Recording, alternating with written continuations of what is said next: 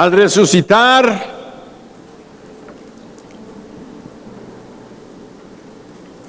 Jesucristo tuvo victoria sobre la muerte.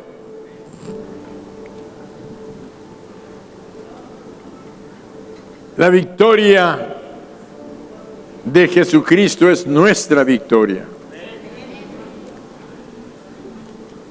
La victoria de su resurrección es nuestra victoria. Hoy estamos aquí para recordar y celebrar la resurrección de nuestro Señor Jesucristo. Recordar y celebrar la resurrección de Jesucristo. Resucitar es volver a vivir después de haber estado muerto. Pero hablando de nuestro Señor Jesucristo, es mucho más que volver a vivir.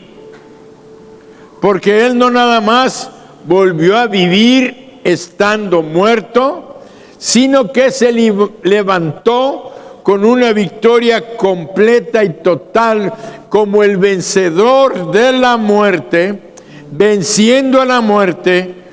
¿Por qué? Porque nunca más iba a volver a morir. Nunca más iba a morir. Y además tomó a la muerte de tal manera que fue tan completa su victoria que Él está ofreciendo esta vida eterna. Cuando tienes vida eterna es que no puedes morir. ¿Ya tienes vida? Los que están muertos espiritualmente siguen muertos. Ellos necesitan resucitar porque están muertos. Ahora ya ven la importancia de este recordatorio de la resurrección, porque toda la gente que conocemos, toda la gente que no tiene a Jesucristo en su corazón, están muertos en sus delitos y pecados. Están muertos, nada más están esperando el momento en que pare el corazón y aparezcan en la muerte eterna que es el infierno. Así de serio y importante es el recordar y celebrar la importancia de la resurrección, porque es vencer a la muerte para permanecer en vida eterna. Y si Él la venció, quiere decir que nunca, nunca dejará de ser, ni dejaremos de tener nuestra vida eterna. Por eso, todos los que estamos aquí y los que nos ven por internet, tenemos que reflexionar: ¿tengo la vida eterna? ¿Ya he resucitado de entre los muertos? Porque la gente que no tiene a Jesucristo no tiene la vida. Porque Jesucristo dijo: yo soy el camino, la verdad y la vida. Entonces nosotros tenemos que reflexionar seriamente cuál es mi posición.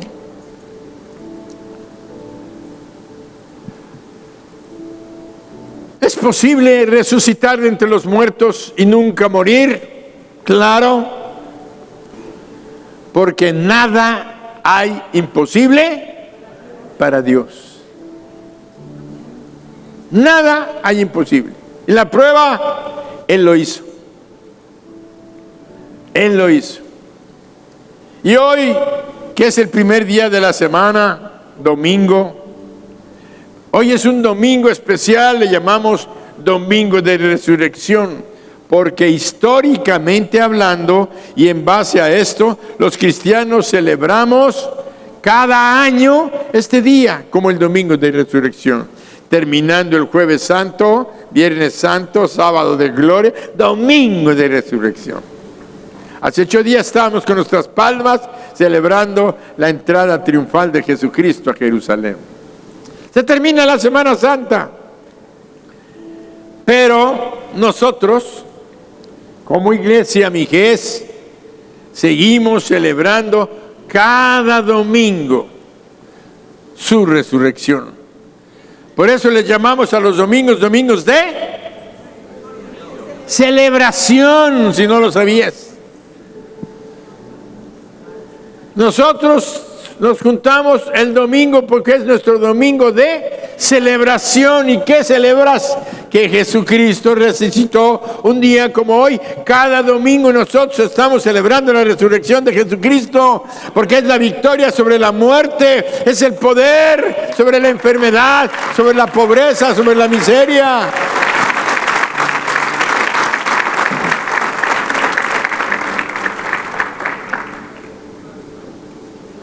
La resurrección de Jesucristo no es como la resurrección de Lázaro, porque Lázaro fue resucitado gloriosamente, majestuosamente, cuando tenía 4 días de muerto, totalmente putrefacto, y lo resucitó. ¡Qué milagro tan glorioso! Fue un milagro portentoso, glorioso. Y vuelvo a repetir, porque nada hay imposible para Dios.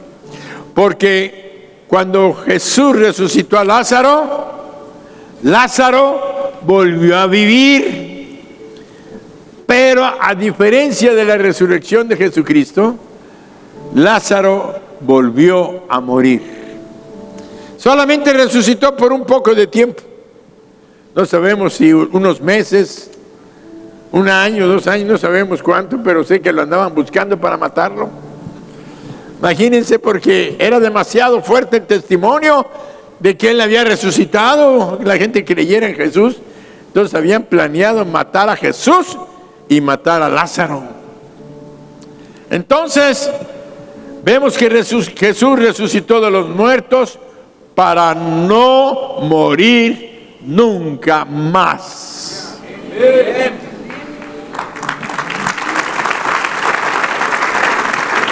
Pero además hizo una cosa: resucitó con un cuerpo glorificado. Lázaro no.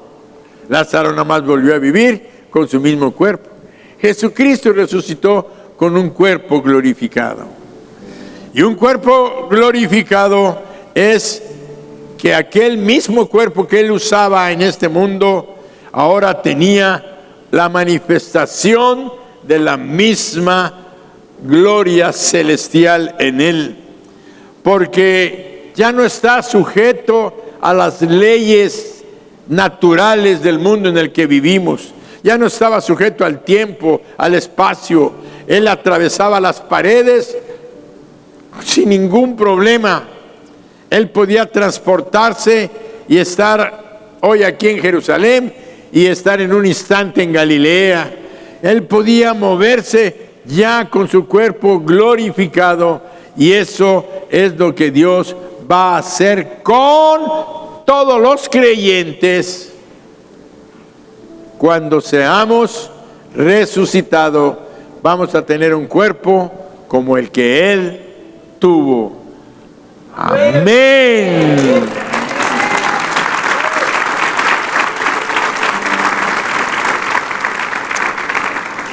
Por eso dice la palabra en Romanos 8:16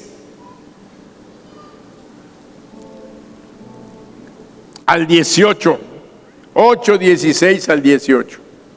El Espíritu mismo da testimonio a nuestro espíritu de que somos hijos de Dios.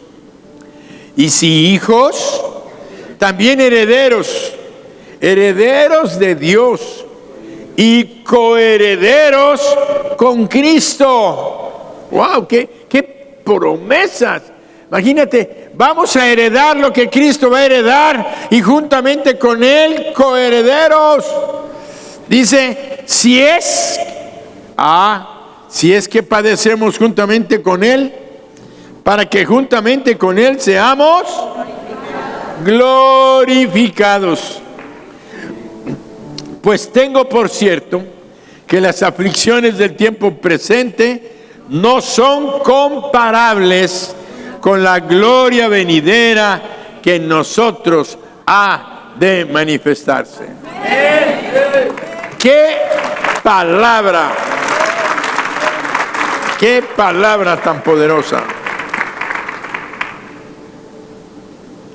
Sí, en el momento en que Jesús vuelva por nosotros, Él transformará nuestros cuerpos mortales para tener un cuerpo glorioso.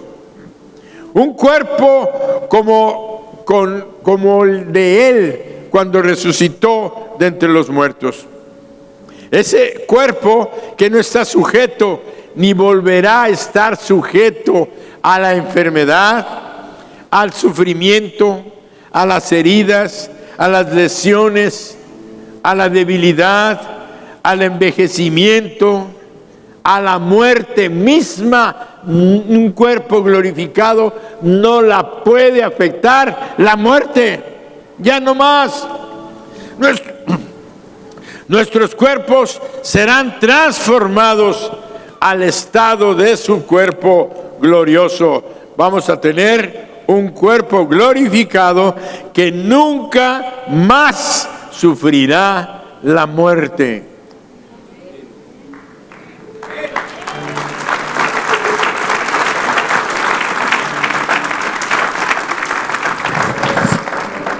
¿Alcanzaron a entender lo que dije? Todos agarraron parranda anoche que están. Vean, vuelvo a leer. Nuestros cuerpos serán transformados al estado de su cuerpo, un estado glorioso que nunca más sufrirá la muerte. ¡Wow! Imagínate. ¿Por qué? Porque si ya resucitamos con Cristo y vamos a tener un cuerpo glorificado, quiere decir que nuestra deuda ya fue pagada. La paga del pecado es la muerte. Por eso tienes que entender y tenemos que retroceder un poco a la historia en el tiempo para que tú, como un hijo de Dios, y si todavía no recibes a Jesucristo, puedas entender la necesidad de por qué fue necesaria que Jesucristo tuviera la muerte de Jesucristo. Él tuviera que experimentar la muerte, porque tuvo que morir Jesucristo en la cruz, porque tuvo que pasar por ese sufrimiento. ¿Por qué? Porque no había otra manera de que nuestros pecados fueran perdonados. La triste realidad es que no hay ni había otra manera para que tus pecados y mis pecados sean perdonados. Perdóname, pero te voy a decir que ningún rezo, ninguna oración, ningún novenario, ni centenario, ni docentonario, no hay nada que te vaya a sacar del infierno si estás en el infierno. Y si estás en el cielo, ¿para qué orar? ¿Qué es lo que pasa? Que la gente sabe, cuando mueren sin Cristo Jesús en sus corazones, saben que están en el infierno. Y no hay brujería ni hechicería que te rescate de la muerte eterna. No hay nada que pueda perdonar tus pecados, mis pecados. La sentencia estaba escrita. La paga del pecado es muerte. Por eso vemos que en el huerto de Getsemaní Jesús oró sabiendo conscientemente que no había otra manera, pero vamos a decir, hizo su última lucha, pensando que a lo mejor, como el Padre era el Padre y el Dios creador, tenía una manerita por ahí para que no tuviera él que ir a la cruz. Por eso encontramos en Mateo 26:39, yendo un poco adelante, se postró sobre su rostro orando y diciendo: Padre mío, si es posible, pase de mí esta copa. Si es posible que pase de mí esta copa. ¿Saben qué quiere decir copa? En las Sagradas Escrituras se usaba a menudo para describir el juicio de Dios. Era el juicio de Dios. Eran tiempos de gran dolor y sufrimiento. Lo que estaba diciendo Jesús era: si es posible que pase esta copa del juicio, que yo no la tenga que beber, que no tenga que pasar por este dolor y este gran sufrimiento. Lo estaba declarando, pero instantes después dijo: pero no se haga mi voluntad, sino la tuya. No se haga mi voluntad, sino la tuya. Jesucristo sabía que era la única manera de rescatarnos y para salvarnos, y era entregando su vida, derramando su sangre en la cruz del Calvario. Vemos entonces que no había otra manera. Jesús y el Padre sabían que no había otro camino, porque no había otra persona justa para que muriera en nuestro lugar. Ni una sola, como dice la Escritura. No había alguien en toda en la creación de los seres humanos, los millones que pudiera haber habido. No había una persona con sangre limpia, sin pecado, porque todos los seres humanos descendientes de Abraham tenemos una sangre contaminada con pecado. Alguien sucio no podía pagar por alguien, porque su misma culpa se lo impedía. Por eso vemos que no había alguien con sangre limpia. Y Jesús declaró: por eso me ama el Padre, porque yo pongo mi vida para volverla a tomar. Nadie me la quita, sino que yo de mí mismo la pongo. Tengo poder para ponerla y tengo poder para volverla a tomar. Este mandamiento recibí de mi Padre. Cuando Juan el Bautista, el profeta, vio a Jesús al principio de su ministerio viniendo a él para ser bautizado, él declaró y dijo: he aquí el Cordero de Dios que quita el pecado del mundo. He aquí el Cordero de Dios que quita el pecado del mundo. Juan el Bautista estaba haciendo una declaración poderosa, porque Dios había estado preparando a la nación de Israel. Había estado preparando a la nación de Israel y a todo el mundo durante siglos. Desde que los rescató de Egipto, habían tenido que estar celebrando sacrificios de corderos, primero en el tabernáculo, allá en el desierto, después antes de la construcción del templo, y cuando se construye el templo, los sacrificios continuaron. Tenían que llevar un cordero limpio, puro y sin mancha, que entregara su vida y que derramara su sangre para que los pecados de la nación de Israel y de cada familia fueran cubiertos. Lo que hacía la sangre de los animales que eran sacrificados era cubría el pecado por un año. Dios no tomaba en cuenta los pecados de la nación cuando hacían el sacrificio, como si no hubiesen pecado, como si no hubieran pecado. Pero Cada quien tenía que llevar su sacrificio, cada familia. Y Dios les había enseñado y lo practicaban durante cada año. Por eso tenemos un ejemplo acerca de lo que tenían que hacer. Aquí estamos viendo que el hombre jefe de la familia tenía que hacer un sacrificio por él y por toda su familia que habían pecado. Entonces llevaba el cordero. El cordero tenía que ser limpio, puro y sin mancha, porque un cordero defectuoso no podía pagar o ser entregado a Dios como una ofrenda, porque estaba sucia, estaba manchada, estaba cojo, estaba ciego, estaba sin una oreja, le faltaba una pata. Todo eso no podía representárselo a Dios para purificar sus pecados. Realmente no los purificaba. Recuerden que lo cubría por un año. Entonces el sacerdote, la siguiente,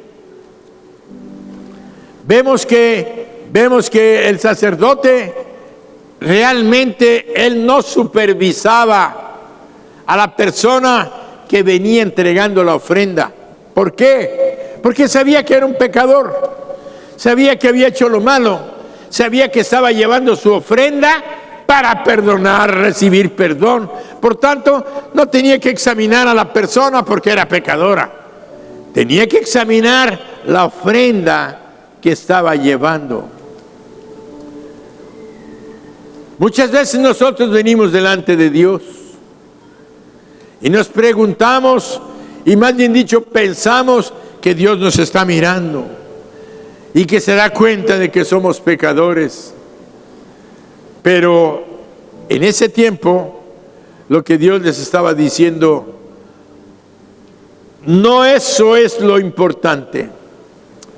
Lo importante es tu cordero, porque tu cordero, Él va a derramar su sangre para cubrir tus pecados.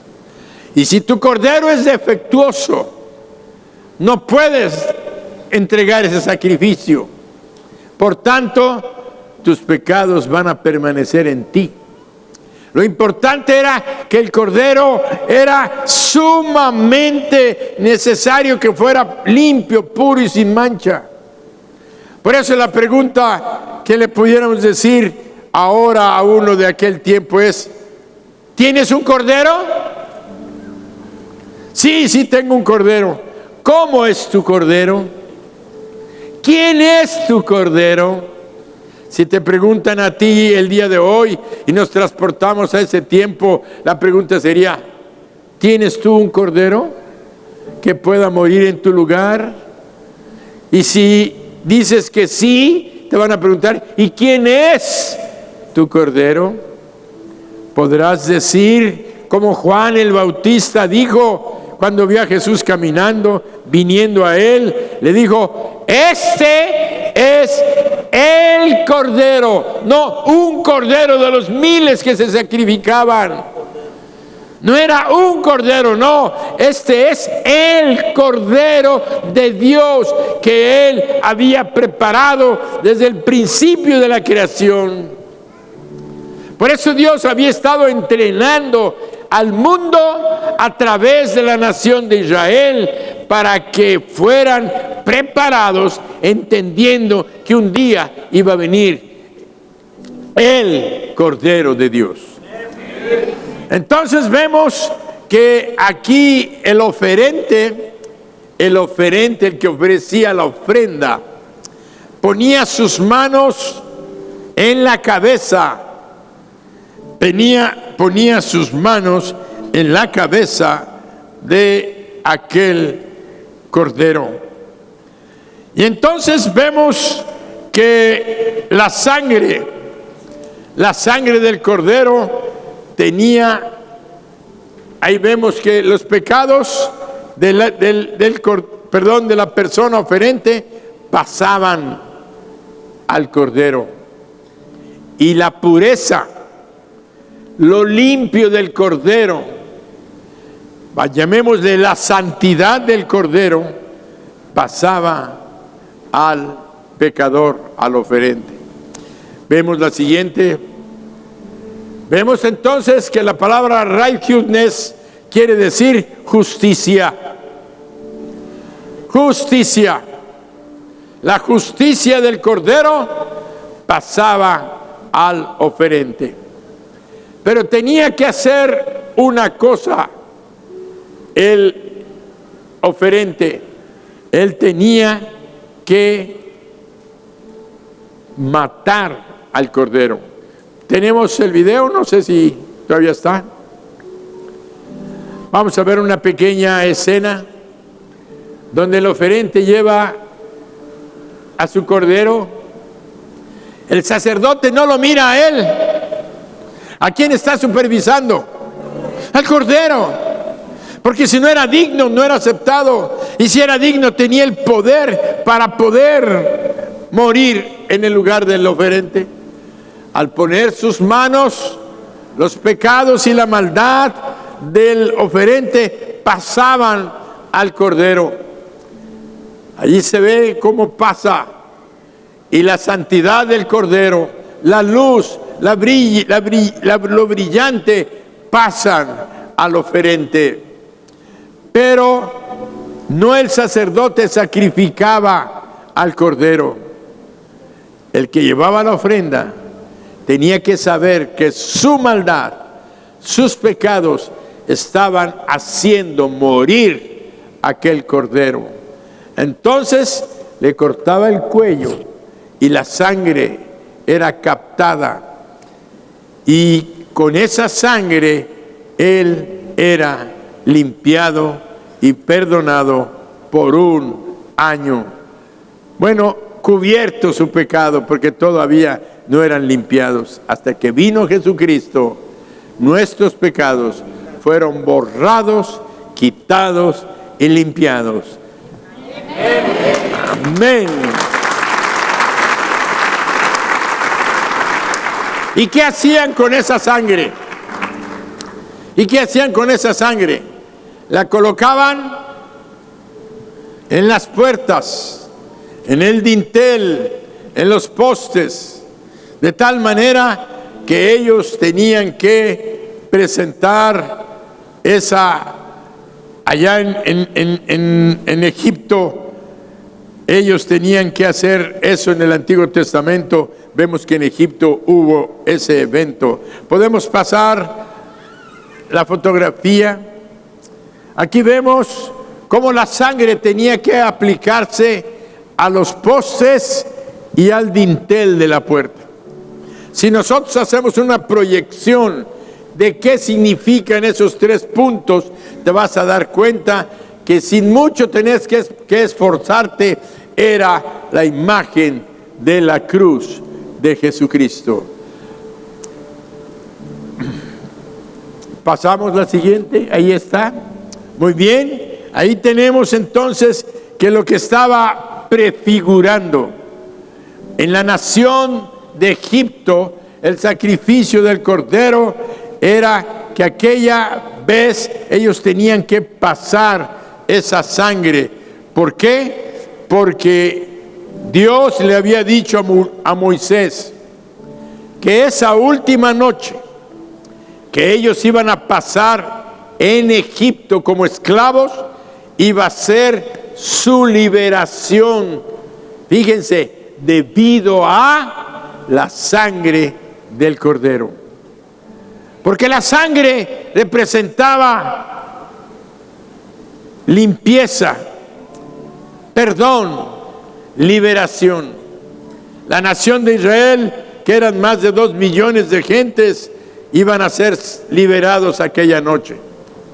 ¿Qué era lo que había sucedido? Que Dios le había dicho a Faraón: deja ir a mi pueblo.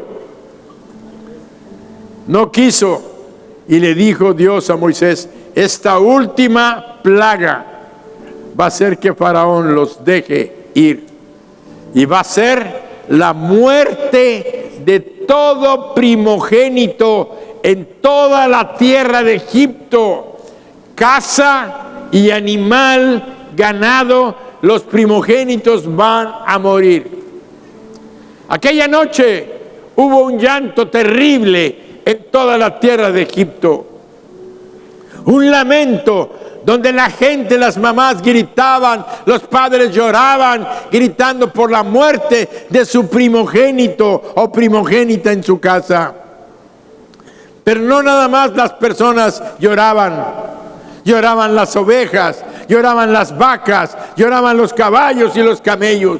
Todos estaban gimiendo porque veían a su criatura muerta. A veces pensamos que los animales no sienten. Ellos saben cuando pierden a un hijo. De tal manera que aquella noche era un llanto en toda la tierra de Egipto.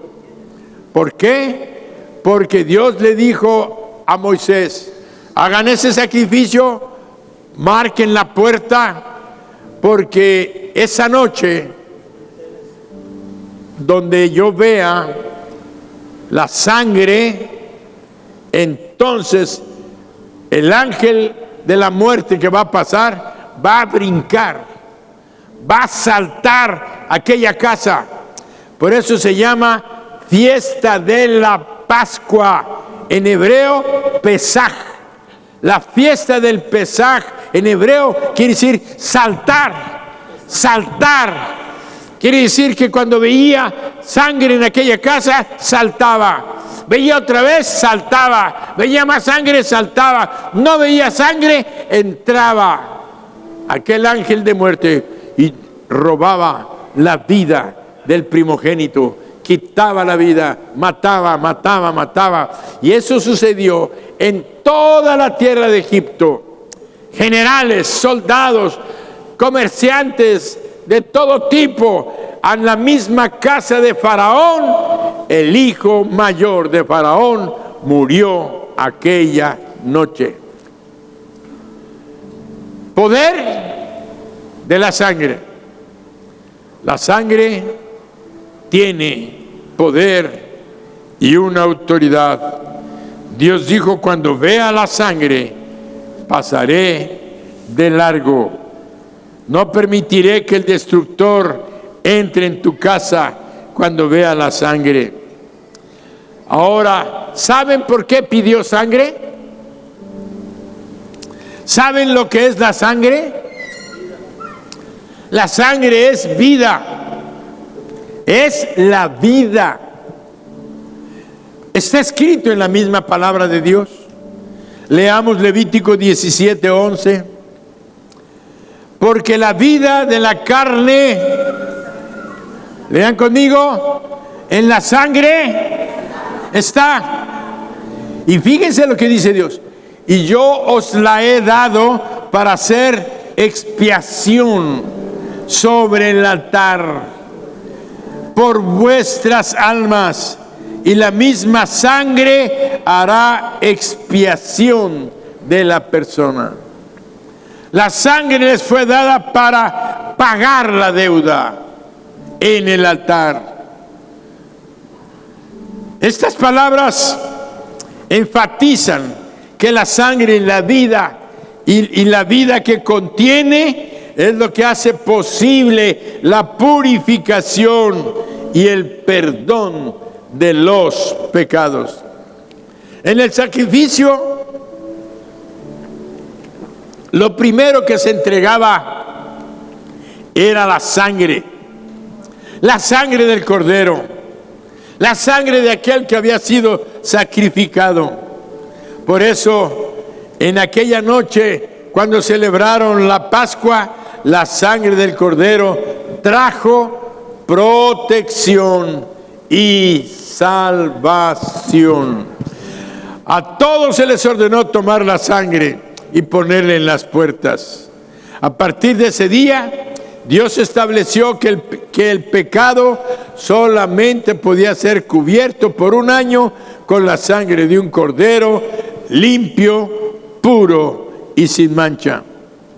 Y esto se llevó a cabo durante todo el tiempo que estuvieron en el tabernáculo, en el desierto y en la tierra de Canaán, hasta la construcción del templo en Jerusalén por parte de Salomón.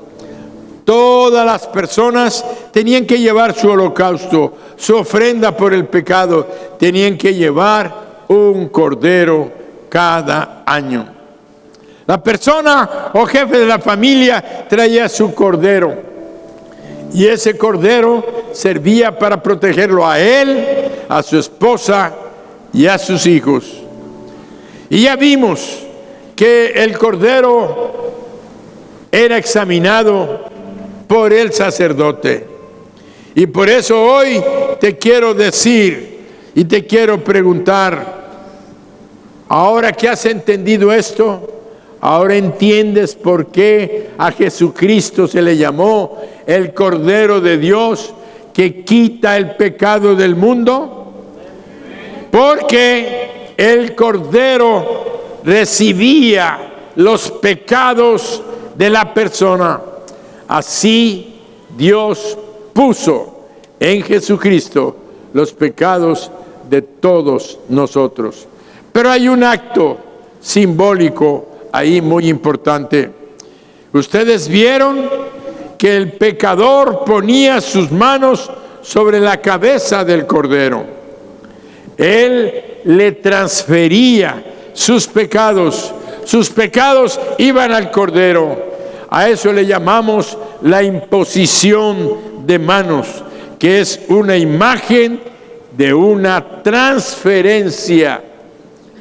El pecado pasaba al Cordero, la santidad del Cordero pasaba a la persona y a la familia.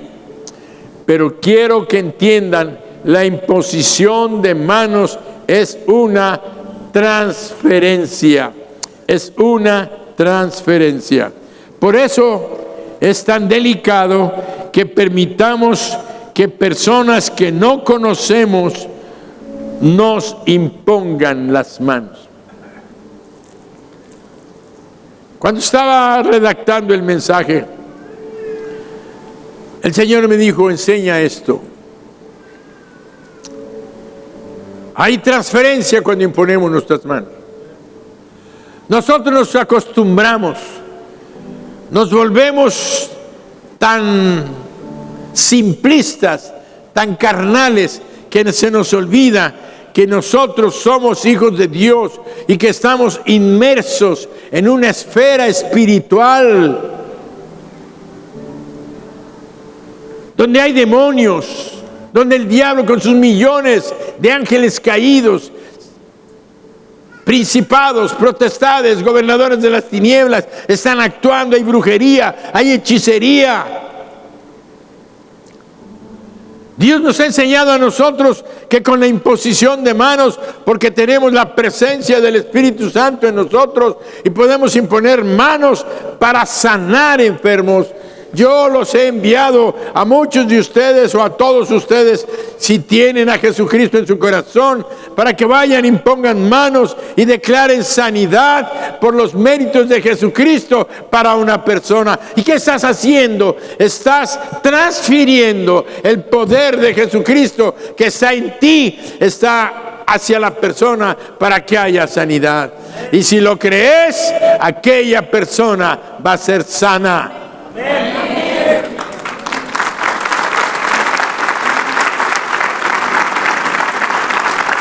Pero ¿qué pasa cuando una persona viene y te impone manos?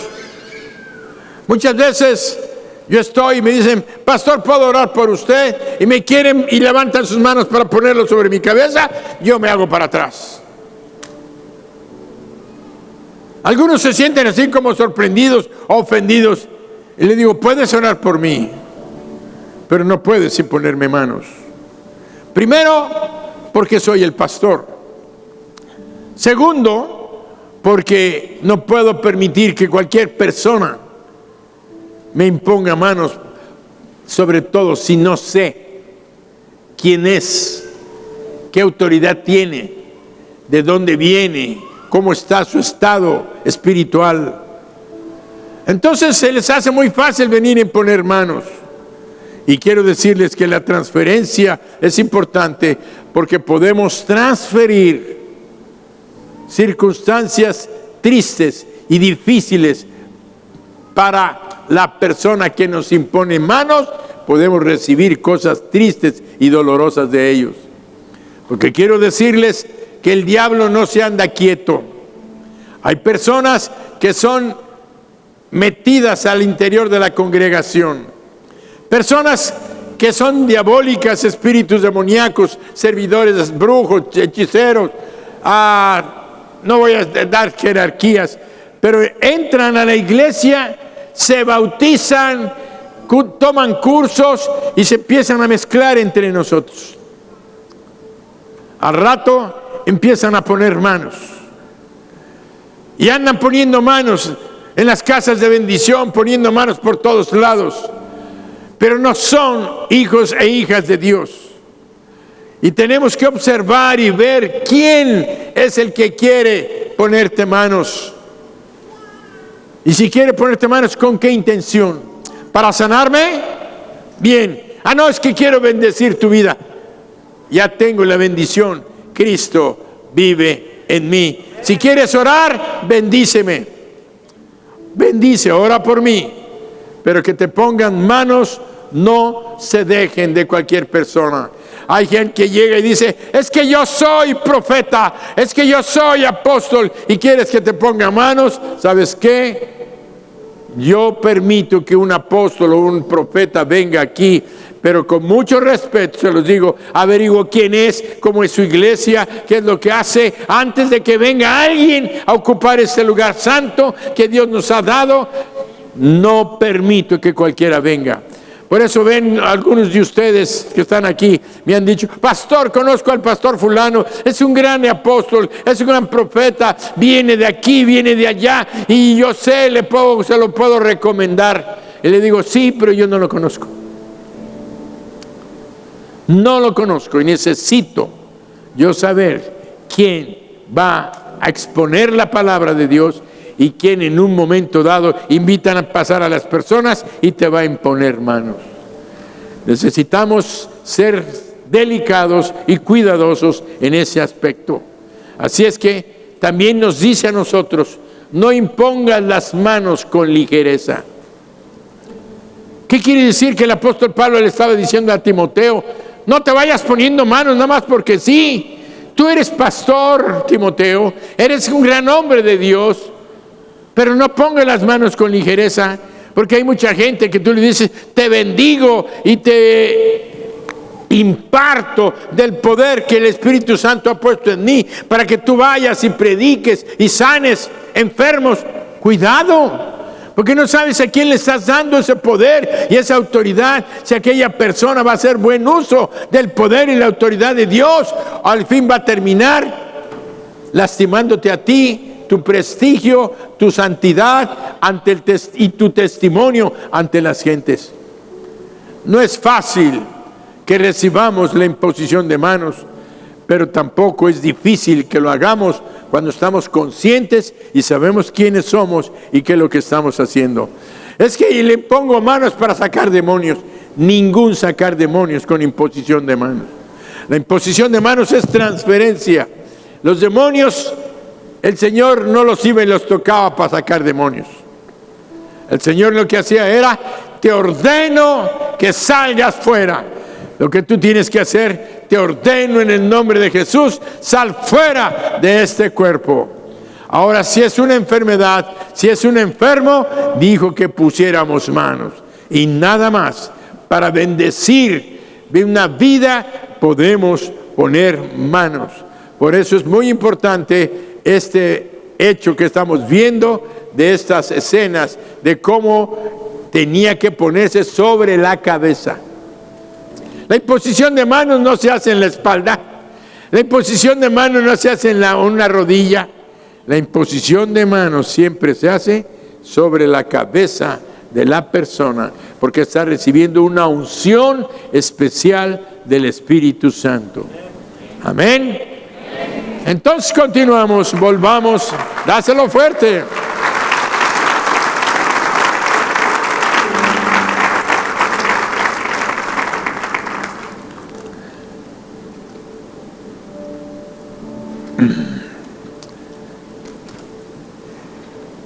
Los pecados de la persona van al Cordero y la pureza del Cordero pasa a la persona que lo lleva. El Cordero no tiene mancha, es un Cordero limpio, puro, sin mancha, perfecto. Dos cosas pasan: los pecados del pecador van al Cordero y la justicia del Cordero pasa hacia el oferente. Todo esto es una imagen de la necesidad que tenemos todos nosotros de tener un Salvador.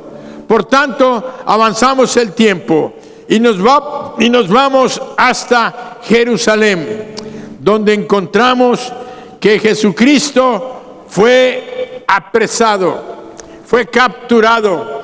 Aquella noche el Cordero de Dios estaba siendo llevado a un juicio totalmente injusto. Comenzó en la cena. Ya les mencioné que durante la madrugada Jesucristo fue juzgado con testigos falsos, con mentiras, provocándolo. Y cuando dijo la verdad, el sumo sacerdote la usó para decir blasfemo, porque le dijo: te conjuro por el Dios Altísimo que tú nos digas si eres el Hijo de Dios.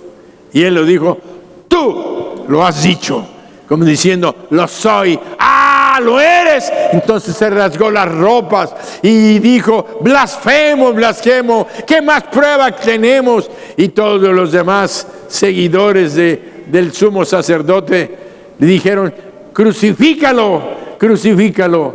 Y lo llevaron y lo juzgaron y lo llevaron con Pilato a las 2, 3 de la mañana.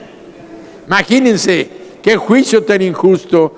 A las 4 o 5 de la mañana lo estaban azotando, todavía ni amanecía, la sangre de él corría en el pretorio, la piel desgarrada, le pusieron aquel manto, lo golpearon fuerte hasta desfigurarle el rostro. La película de Mel Gibson se asemeja un poquito, porque todavía se le reconocía el ojo hinchado, el otro ojo lo abría. No, Jesucristo fue desfigurado, sus labios, su nariz, sus orejas. Lo golpearon toda la guarnición romana, que eran 33 soldados. Llegaron cada uno dándole puñetazos. Le ponían un manto y lo golpeaban y le decían: profetiza, a ver quién de nosotros te golpeó. Se burlaron de él, lo escupieron, lo llevaron a la cruz. Y en la cruz, él era el Cordero, donde Dios, el Padre, Él puso, no porque Dios el Padre había pecado, pero puso tus pecados, mis pecados, los pecados de toda la humanidad, lo colocó sobre Jesucristo. Por nosotros, dice la Biblia, el que no había pecado, se hizo pecado, de tal manera que recibió aquel juicio por causa de nuestros pecados. Realmente la palabra que él estaba pronunciando fue la palabra tetelestai, que significa consumado es. Consumado es. Que quiere decir que todo ha sido pagado en su totalidad, la cuenta está saldada. La sentencia divina, que era la paga del pecado es muerte, había sido satisfecha. La sangre había sido derramada. La muerte se había consumado, había sido efectuada. Por ello, el velo del templo, en la cortina del templo en Jerusalén, que separaba el lugar santo del lugar santísimo, se rasgó de arriba a abajo, simbolizando que ya no había más separación. Ya no había necesidad de un sacerdote para venir a Dios.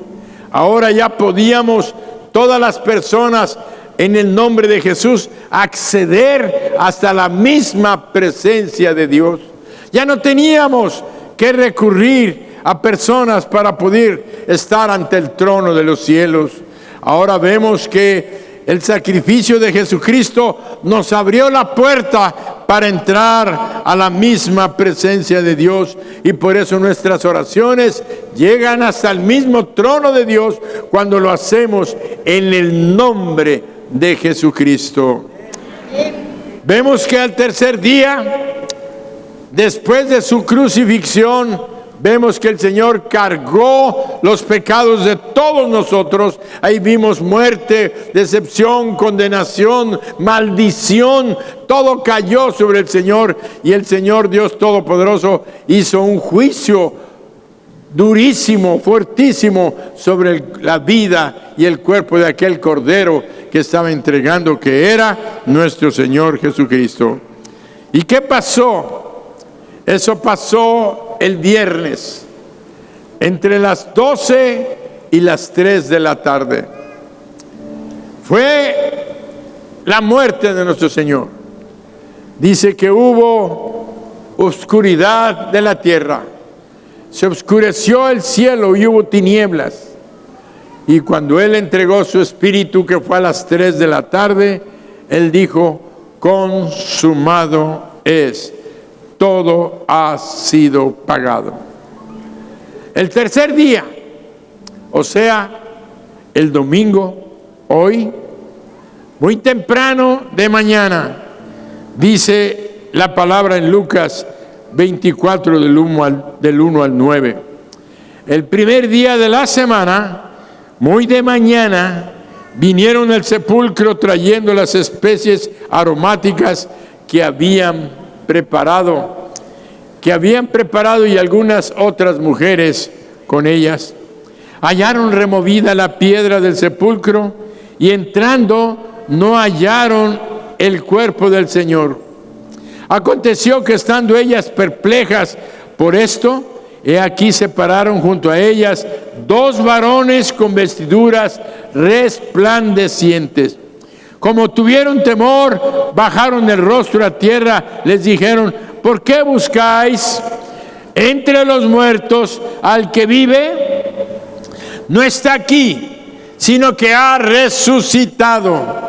Acordaos de lo que os habló cuando estaba aún en Galilea, diciendo: es necesario que el Hijo del Hombre sea entregado en manos de hombres pecadores, y que sea crucificado y resucite. ¿Cuándo?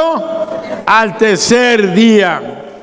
Entonces se acordaron de sus palabras, y volviendo del sepulcro dieron nuevas de todas estas cosas a los 11 y a todos los demás. Mateo, este fue Lucas, pero Mateo nos relata que la tierra tembló, y la piedra que cerraba la tumba que contenía el cuerpo de Jesucristo, el Hijo de Dios, fue removida por ángeles. Aquellos con vestiduras resplandecientes que se les aparecieron a estas mujeres, y que dice que tuvieron temor, y ellos fueron los que les dieron el mensaje: ¿por qué buscáis entre los muertos al que vive? Y aquel que era el autor de la vida, el creador del universo, estaba ya no entre los muertos, había resucitado para nunca más morir. La vida había vencido a la muerte. Por eso encontramos que el Padre Eterno había recibido el pago total de la deuda de la humanidad. Y ahora esta puerta de salvación está abierta para toda aquella persona que quiera recibir la vida eterna y que quiera presentarse a la presencia de Dios. Dios aceptó el sacrificio de su Hijo. Dios desencadenó los lazos de la muerte, y con poder y gran gloria resucitó a su Hijo de entre los muertos. Por eso el apóstol Pablo en 1 Corintios 15, 55 al 57, nos da un himno para todos los creyentes. Si tú me acompañas a leer y te unes a este himno, va a ser una gran declaración de victoria. ¿Dónde está, oh muerte, tu aguijón? ¿Dónde, oh sepulcro, tu victoria? Ya que el aguijón de la muerte es el pecado, y el poder del pecado, la ley. Mas gracias sean dadas a Dios, que nos da, ¿qué? La victoria por medio de nuestro Señor Jesucristo. Y todos decimos, amén. ¿Dónde está, oh sepulcro, tu victoria? ¿Dónde está, oh muerte, tu aguijón?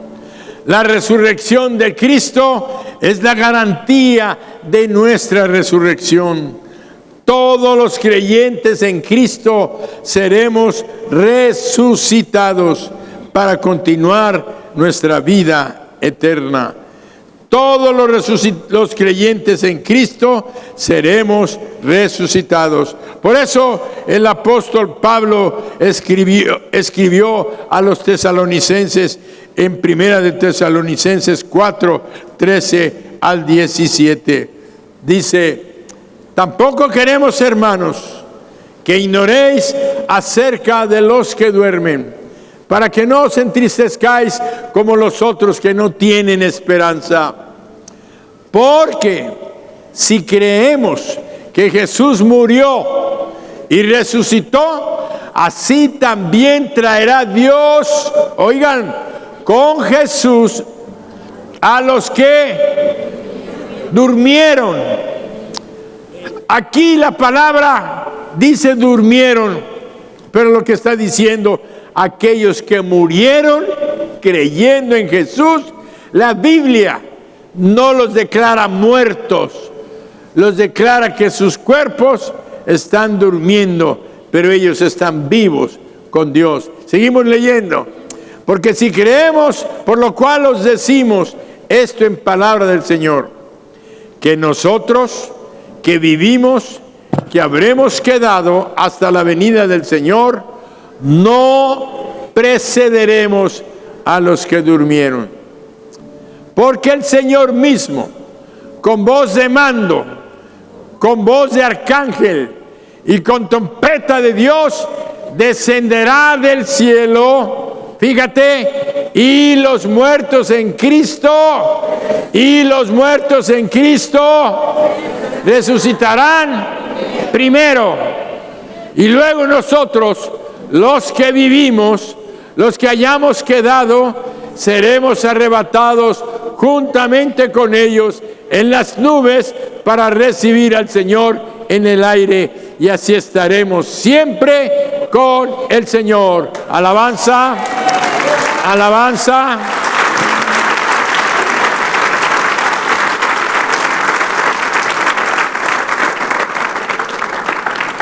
Y así estaremos siempre con el Señor.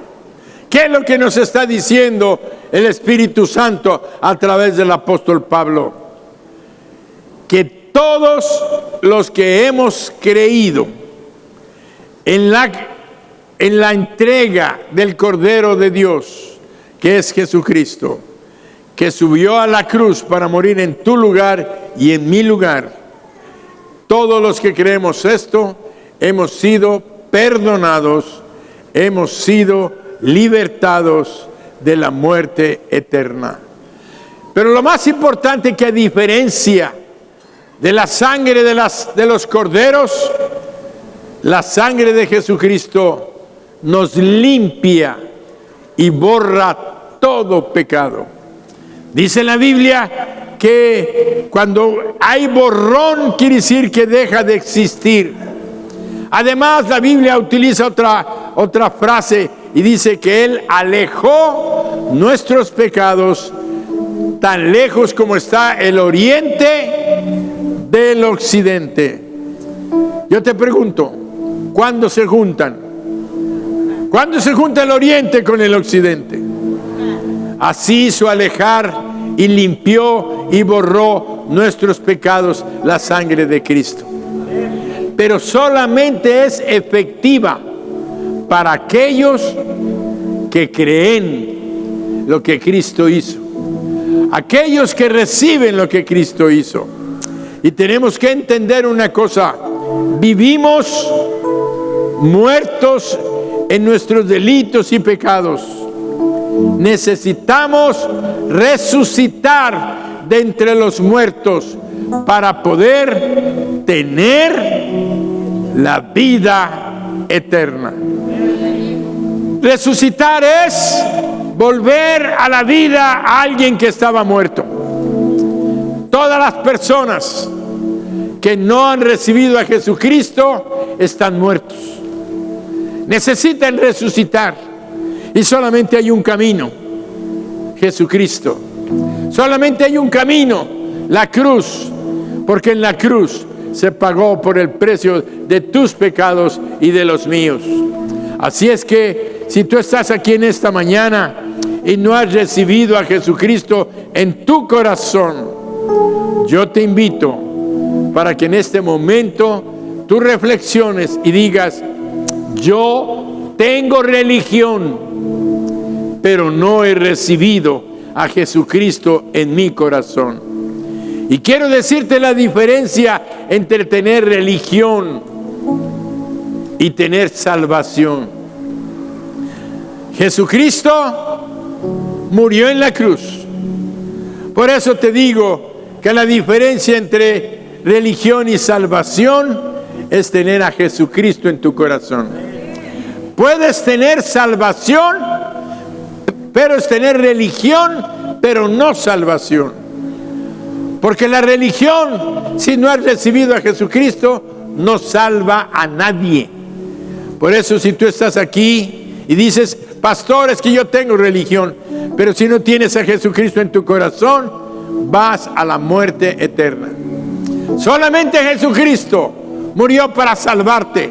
Solamente Jesucristo murió para perdonar todos tus pecados que viste ahí en la pantalla. Tu odio, tu resentimiento, tu amargura, tus celos, tu envidia, tus adulterios, todo el pecado que tú sabes que has cometido te están llevando a la muerte eterna, y solamente la sangre de Jesucristo te puede limpiar. Y este es el momento en que tú le abras tu corazón y confieses con tu boca que Jesucristo es tu Señor. La Biblia dice que si confesares con tu boca que Jesucristo es el Señor, óyelo, y creyeres en tu corazón que Dios le levantó de los muertos, serás salvo. Lean conmigo, todos juntos, puestos de pie. Que si confesares con tu boca que Jesús es el Señor y creyeres en tu corazón que Dios le levantó de los muertos, serás salvo.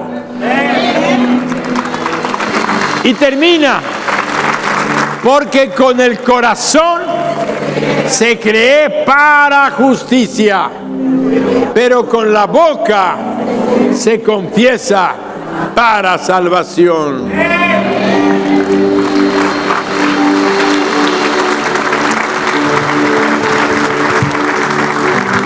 Ahora alcanzamos a entender la importancia de este día.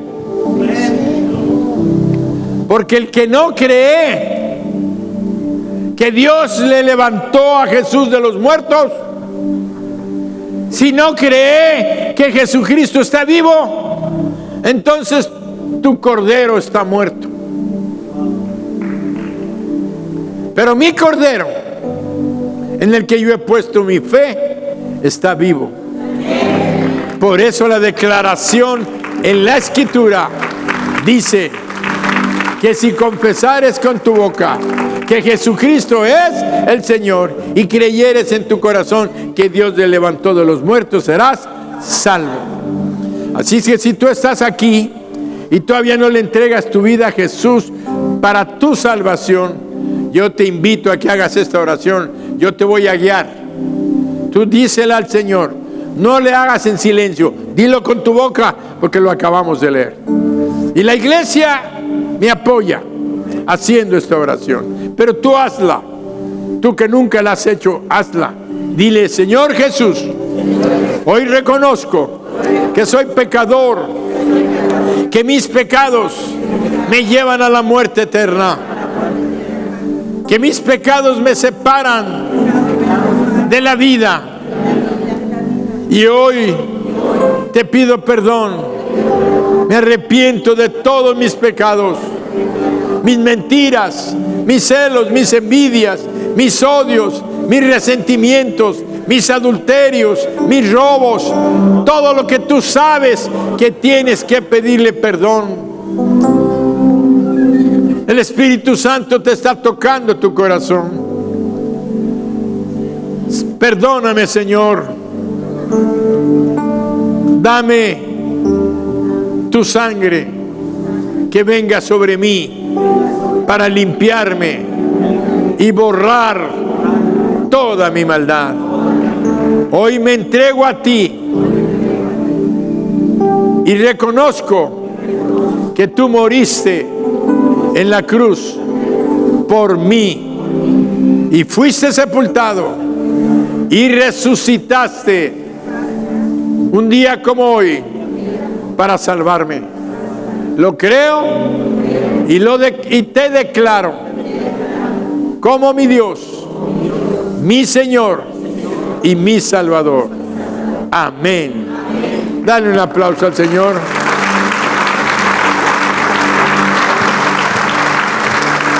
Si tú hiciste esta oración y no la habías hecho antes, yo te invito a que me lo señales levantando tu mano derecha, así como yo lo estoy haciendo, porque quiero orar por ti, quiero bendecirte a ti y quiero bendecir tu hogar, y que esa bendición de recibir al Salvador llegue a toda tu familia, a todo tu hogar. Así es que levántame la mano alto para que llore. Dios te bendice, Dios te bendice, Dios te bendice, Dios te bendice, Dios te bendice, Dios te bendice. Ven a adorar al que resucitó. Todos los que levantaron su mano, pasen, pasen, voy a orar por ustedes. Voy a orar por ustedes. Pasen, pasen. No hay otro nombre igual. Pasen, pasen. No hay otro nombre igual. Cristo nuestro Dios, el vencedor que a la diestra está. Ante su trono montes caerán. No hay otro nombre igual. No hay otro nombre igual. Cristo nuestro Dios. Vamos a ir al cielo. Con tu poder se rompen cadenas, clamarán el cielo y la tierra. Santo eres Jesús, santo es tu nombre, Cristo, Cristo, Cristo.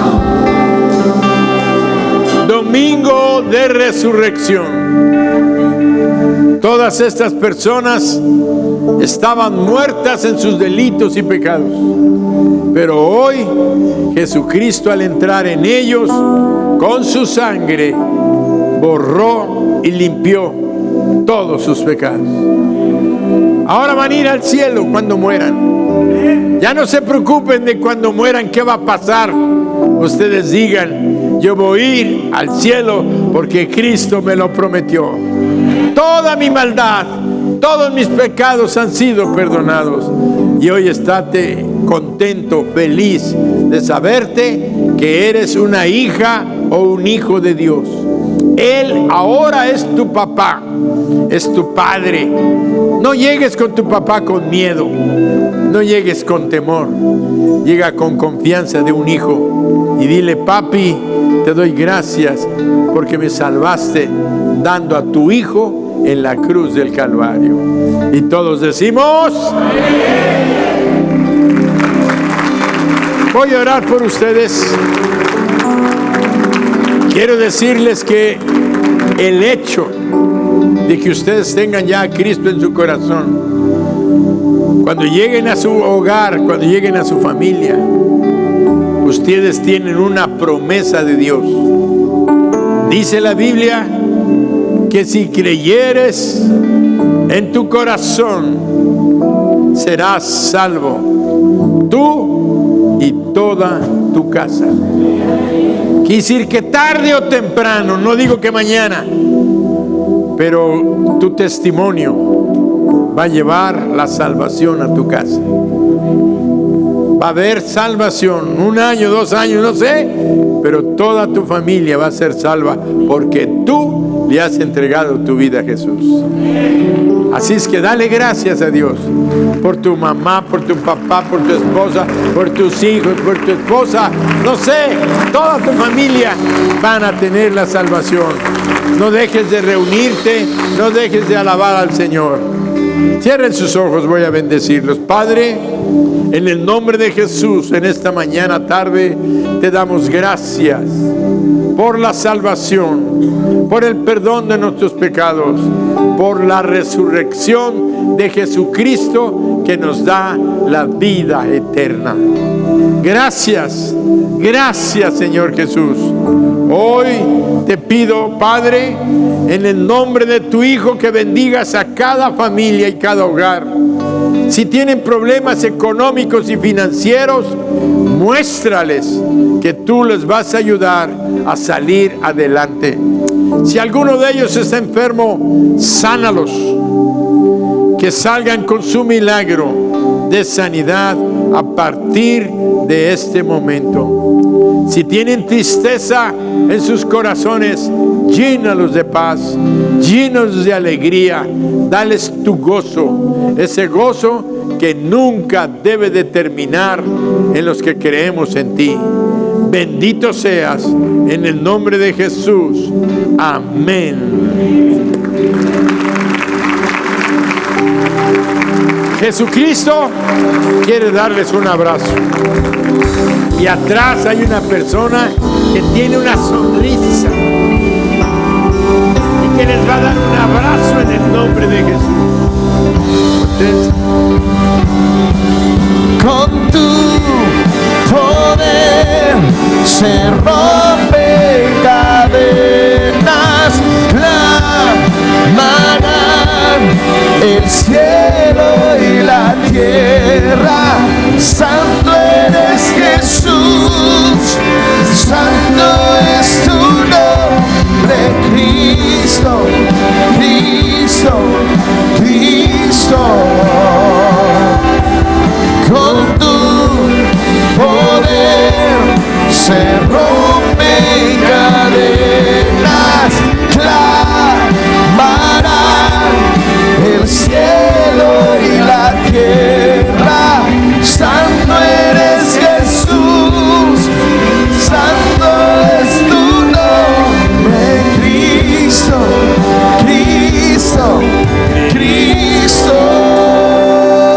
cierra tus ojos y ora conmigo. Padre, te doy gracias por la resurrección de tu Hijo Jesucristo, que hizo posible que yo tenga vida eterna, que mi vida permanezca por la eternidad, porque Él vive, yo vivo y estoy en victoria. Amén.